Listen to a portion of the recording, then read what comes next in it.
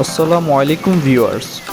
আজকে আমি আপনাদের করে দেখাবো বাসায় বানানো অল্প উপকরণে মজাদার ফ্রুট চকলেট মিল্ক শেক। তো চলেন শুরু করা যাক। প্রথমে একটি চকলেট নিলাম, এখানে ডেইরি মিল্ক চকলেট ব্যবহার করেছি, আপনার যে কোনো মজাদার চকলেট নিতে পারেন। প্রথমে আমি চকলেটটাকে ছোট ছোট টুকরো করে ফেলবো। যারা যারা এই চ্যানেলটিতে নতুন এসেছেন তারা অবশ্যই একটি লাইক এবং সাবস্ক্রাইব করে থাকবেন চ্যানেলটিতে। আপনার এই সামান্য লাইক আমাদের বড় কিছু করার অনুপ্রেরণা যোগাবে। ধন্যবাদ। বন্ধুরা, বর্তমান সময়ে আমাদের বাইরে মুখরোচক খাওয়ার পরিমাণটা অত্যাধিক হারে বেড়ে গেছে। এগুলো যে কতটা ক্ষতিকর তা আমরা নিজেও কখনো ভেবে দেখি না।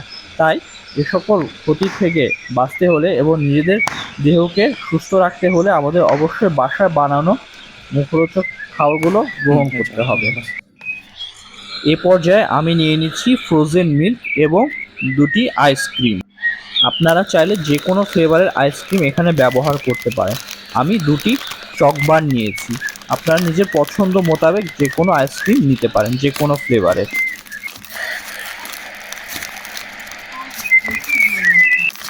আপনারা চাইলে ম্যাঙ্গো ফ্লেভারের আইসক্রিম দিয়ে ম্যাঙ্গো মিল্কশেকও বানাতে পারেন। আবার স্ট্রবেরি ফ্লেভারের আইসক্রিম নিয়ে স্ট্রবেরি মিল্কশেকও বানাতে পারেন, যার যেটা পছন্দ।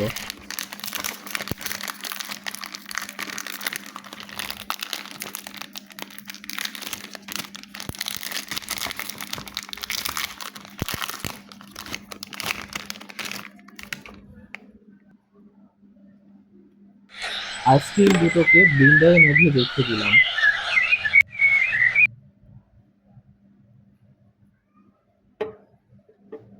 তুমি প্লে করো। এই পর্যায়ে আমি লাল ড্রাগন ফল ব্যবহার করছি। দেখাবো না একটু, না ঢেলে দিবি ডাইরেক্ট। তারপর লিকুইড মিল্ক ঢেলে দিলাম পরিমাণ মতো। এ পর্যায়ে পরিমাণ মতো চিনি ঢেলে দিলাম, তবে আপনারা স্বাদ অনুযায়ী এটি বাড়াতে বা কমাতে পারবেন। এবং ফ্রোজেন ক্রাশড মিল্ক নিয়ে নিলাম। তারপর সে টুকরো করা চকলেটগুলোকে ঢেলে দিলাম।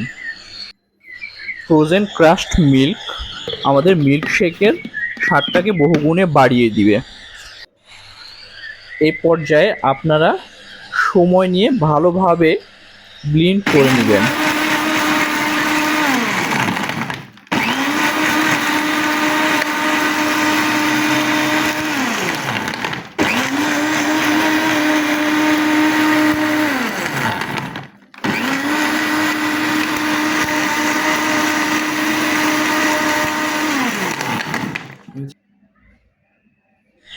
আমি গ্লাসেও সামান্য পরিমাণে ফ্রোজেন ক্রাশড মিল্ক ব্যবহার করছি।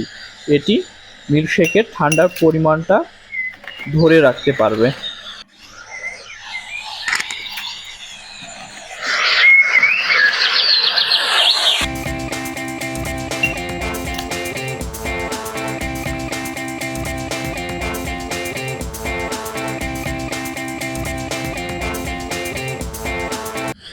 এরপর ব্লেন্ড করা মিল্কশেকটি আমরা দুটো গ্লাসে ঢেলে নিব।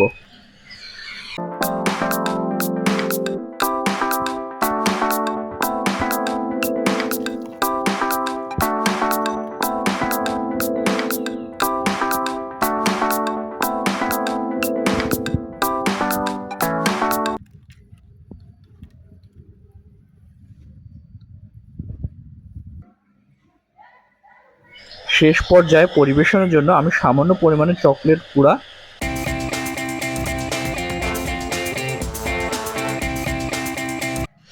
এবং ড্রাগন ফল কুচি দিয়ে দিচ্ছি। আপনারা চাইলে বাদাম কুচি অথবা যে কোনো ফলের টুকরো দিয়ে ডেকোরেশন করতে পারবেন। আপনাদের সকলকে অত্যন্ত ধন্যবাদ মনোযোগ সহকারে আমাদের ভিডিওটি শেষ পর্যন্ত দেখার জন্য।